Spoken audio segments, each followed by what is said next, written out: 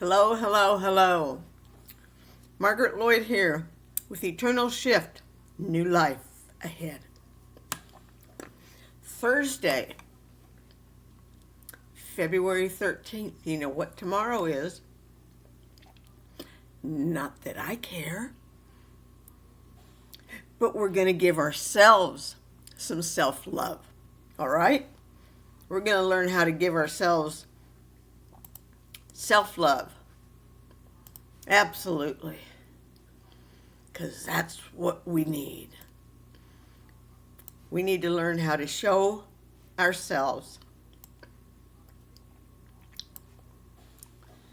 love and compassion.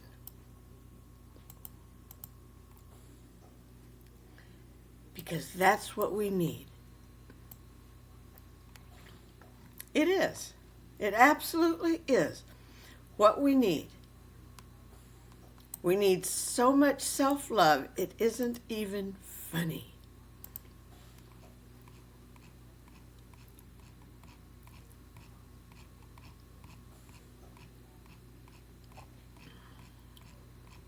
We need to be so full of self-love and self-compassion. All right, so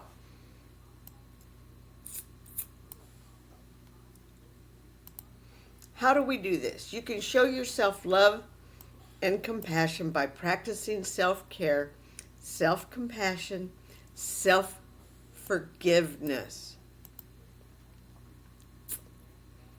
And that is most important. We must forgive ourselves for any of our past discretions.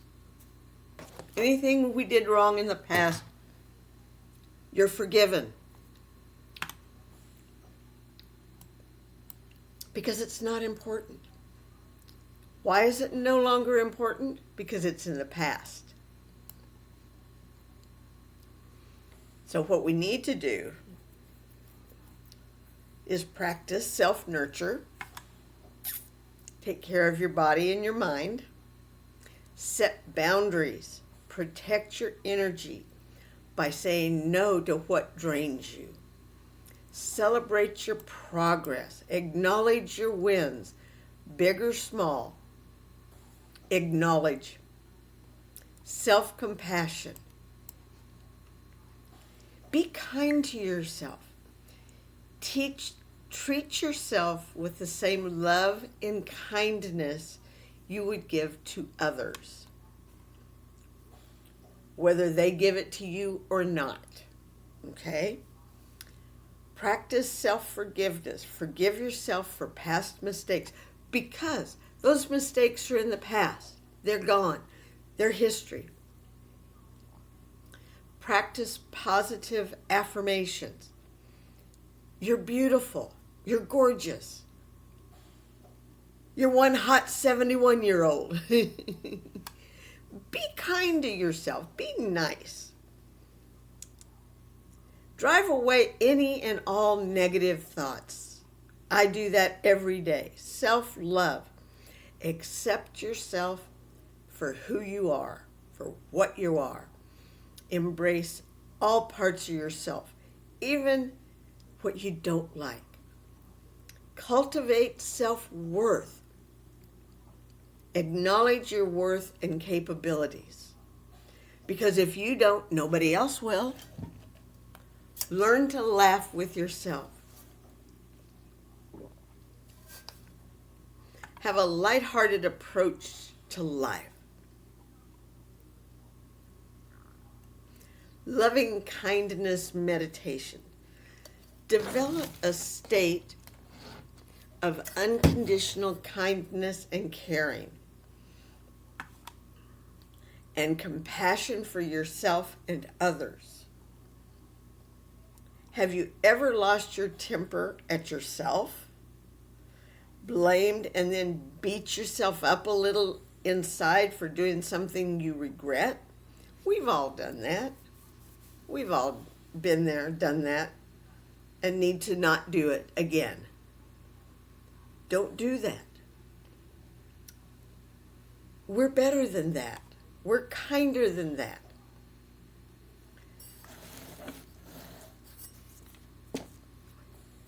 Maybe you've been harsh with someone only to be harsher with yourself later. It's easy to be tough on yourself. We tend to do it much, much more than we realize. I need to check on her. Be right back. Okay, she's fine. She's not going to be a bother. She said she'd be quiet. So.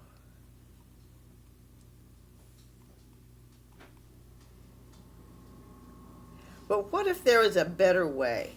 When we forgive ourselves, accept our perceived flaws, and show ourselves kindness, we practice self-compassion. It's often a lot harder than it sounds. But with the right techniques, we can learn to make it a habit that sticks.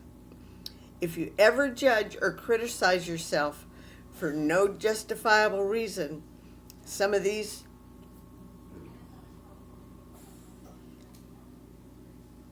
techniques could be valuable. Some might not be your cup of tea, but others might resonate and come in handy when you least expect it.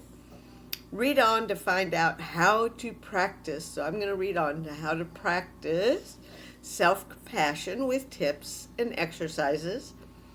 And then you can tell me in comments what might work for you. Let me close the door here. She left the door open.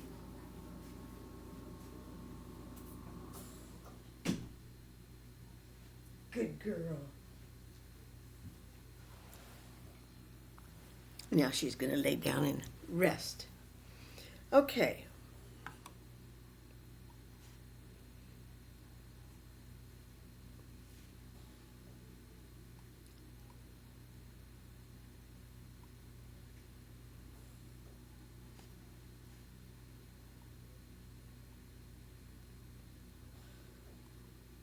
Okay.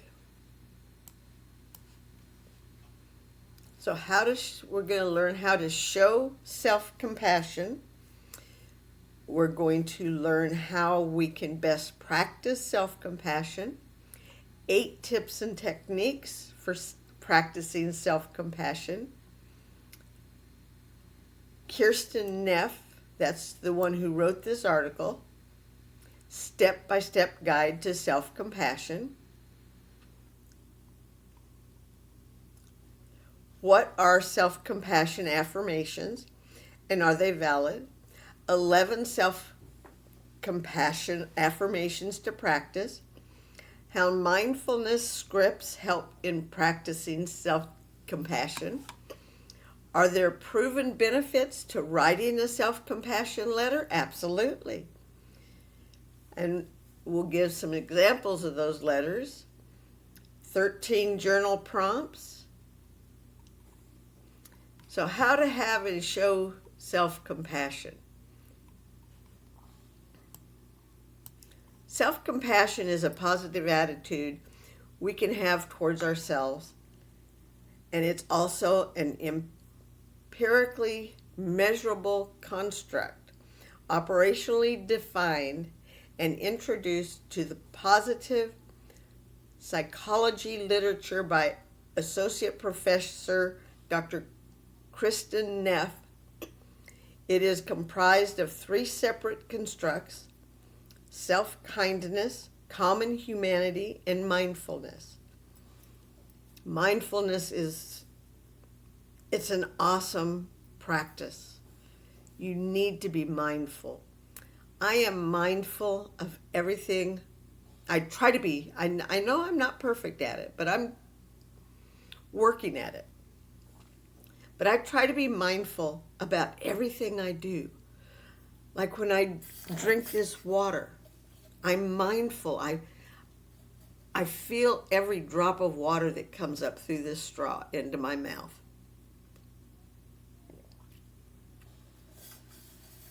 And I mindfully thank the water for quenching my thirst. We have to be mindful like that. Almost to the point of distraction, but you have to do it. If you don't do it, it's not going to stick. It's not going to work for us. So let's do that, okay? Thank you. We will. Having self-compassion means being able to relate to yourself in a way that's forgiving, accepting, and loving when situations might be less than optimal. We know that it's similar to, yet less permanent than, self-love, and that it's distinct from self-esteem. But how do we show self-compassion? You show your self-compassion with kindness. Self-kindness is about showing kindness and understanding towards ourselves when we fail at something or when we are hurt, rather than being critical or judging ourselves harshly when we already feel pain. We can recognize the negative influence of self-judgment and treat ourselves with warmth and patience instead. In short, showing self-kindness means treating our worth as unconditional, even when we fall short of our own expectations, whether it's through our behaviors or even just our thoughts. Some examples, giving yourself the tenderness and care you need when you're going through a tough time. Trying to understand and show patience regarding your own perceived personality flaws. And we all have them. And being tolerant of your own shortcomings, because we all have them. Are you wanting out? I'll be right back. I apologize for this, but when a dog's got to go, a dog's got to go. Okay, she just wanted treats. She didn't want to go outside, so we're back. All right. Common humanity, being a part of something bigger, is a pervasive concept in positive psychology literature. It's long been argued that the need for connection is part of human nature. Having common humanity means viewing our own individual experiences as embedded in the broader human experience, rather than seeing ourselves as isolated or separate from others. Part of this is accepting and forgiving ourselves for our flaws. We aren't perfect, but we show self-compassion when we go easy on ourselves for having limitations. Another part of common humanity is realizing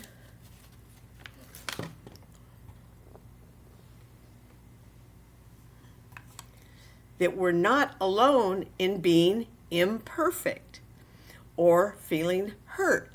Rather than withdrawing or isolating ourselves, we appreciate that others feel the same at times. And we all. Perceiving your shortcomings as natural aspects of the human condition, viewing your difficulties as a part of life that everyone goes through, and reminding yourself that others also feel inadequate at times when you feel the same. Mindfulness, my favorite. I love mindfulness because it just feels so good. Mindfulness is seen as the opposite of avoidance or over-identification in self-compassion theory. It entails acknowledging and labeling our own thoughts as opposed to reacting to them.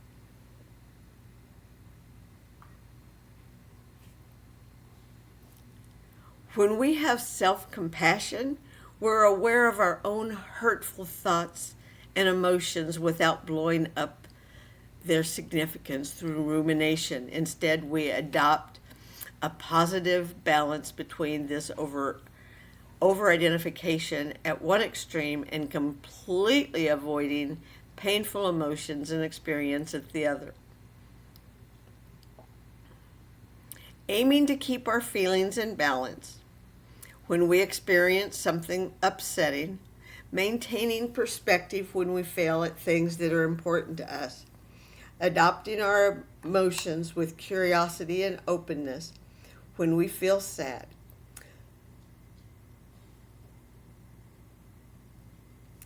So while the SCS does measure self-compassion as a trait, it can also be seen as a balance, a middle way of emotional responding.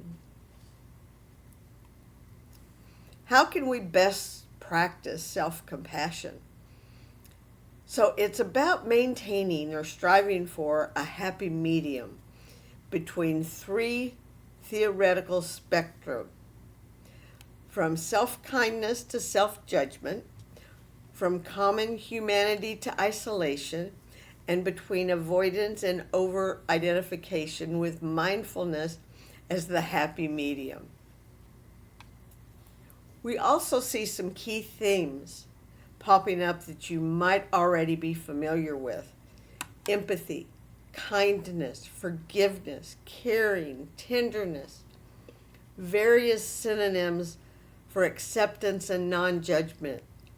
But because so much of our mental activity is ingrained and instinctual, it can take some conscious effort at first to start practicing self-compassion. How to start?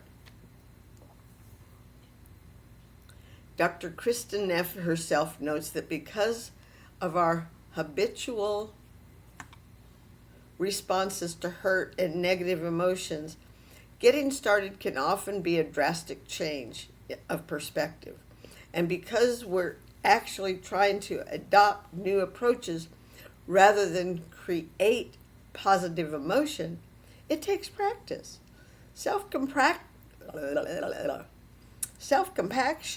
Compassion is a practice of goodwill, not good feelings. With self-compassion, we mindfully accept that the moment is painful and embrace ourselves with kindness and care in response, remembering that imperfection is part of this shared human experience.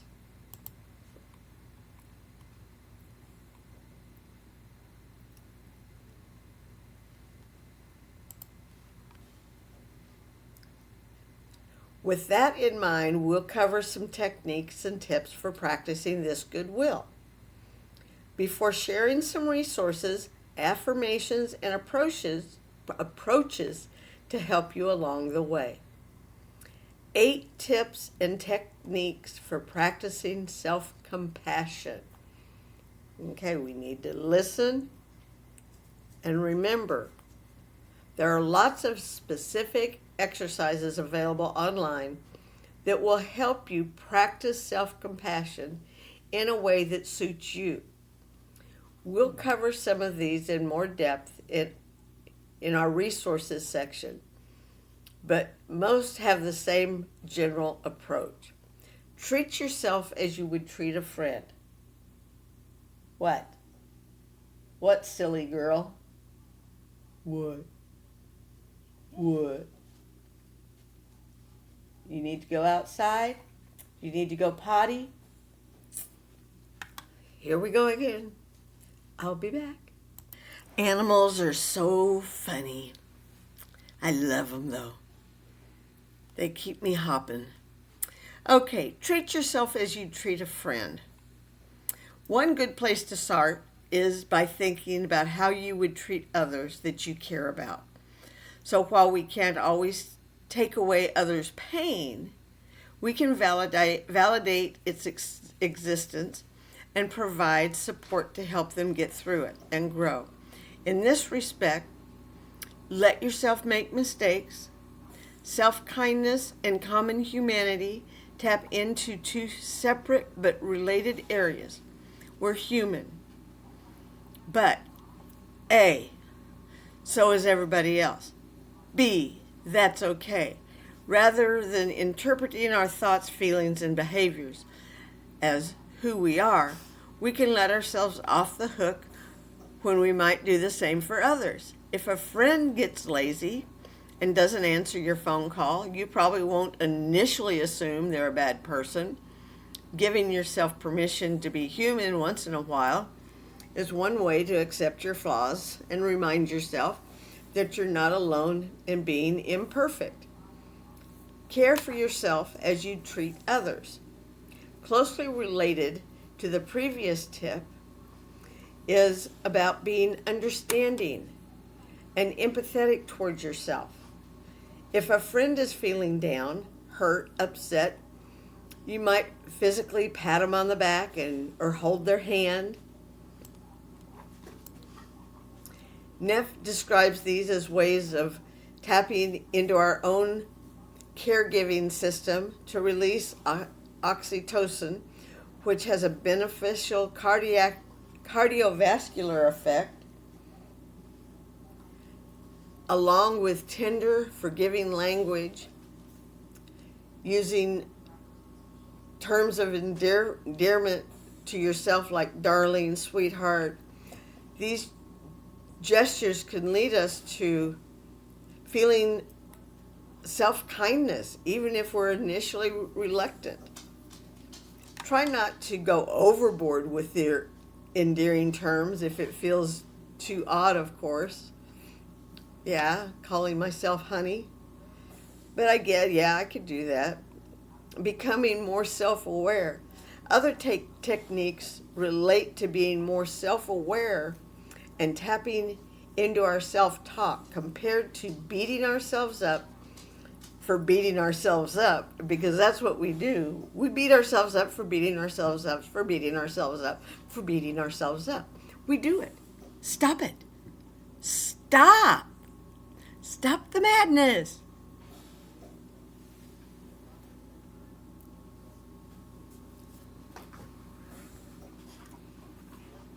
Becoming aware of our internal narratives is a positive starting point for changing our self-talk.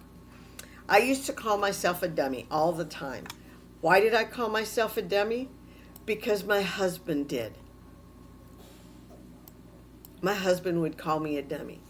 And then he'd say, stop calling yourself names. Quit calling yourself dumb. Well, I'm only repeating what you've said. But now he's gone. So he doesn't say it anymore, and neither do I. It isn't necessary.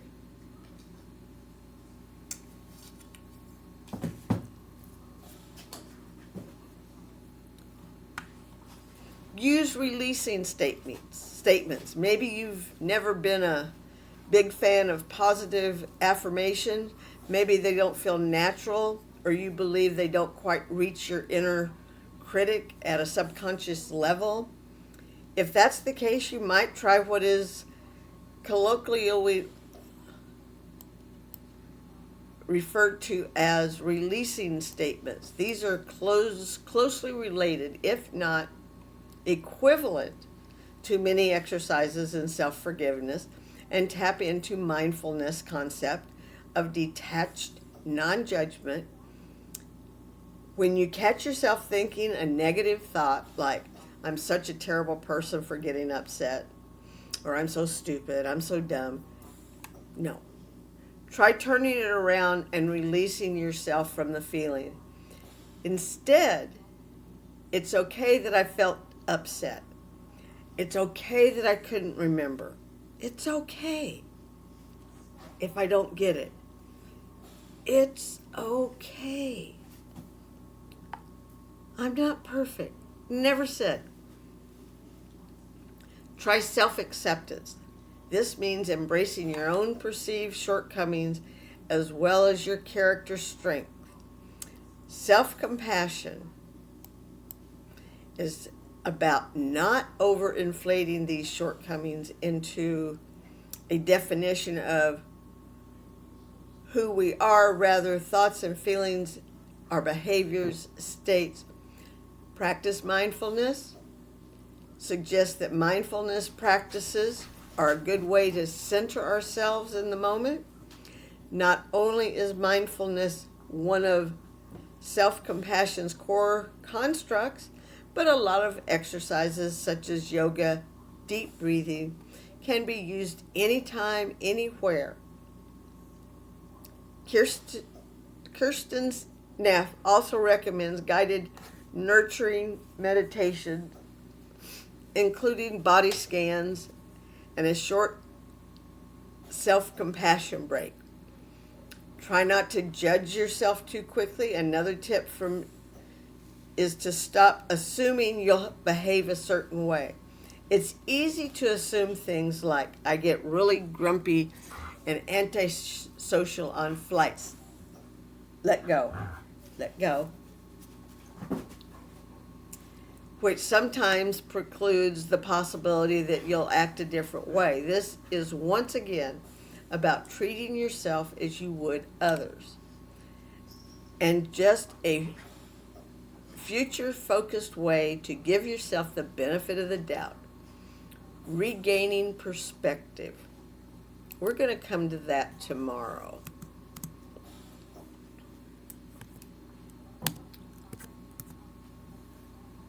We're going to gain perspective and love.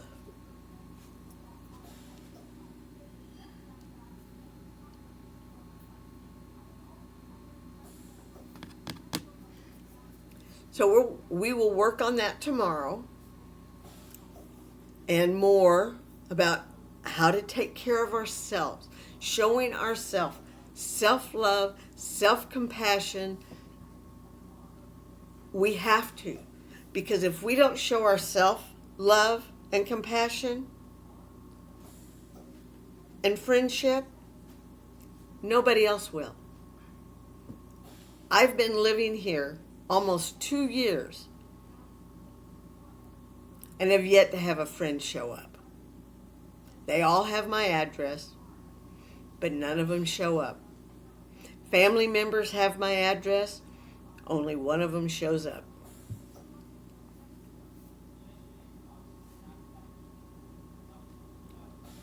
So you're my family. You're my friend. So what I would like you to do is like, comment, share, super thank yous, and thank yous of all kinds are all appreciated.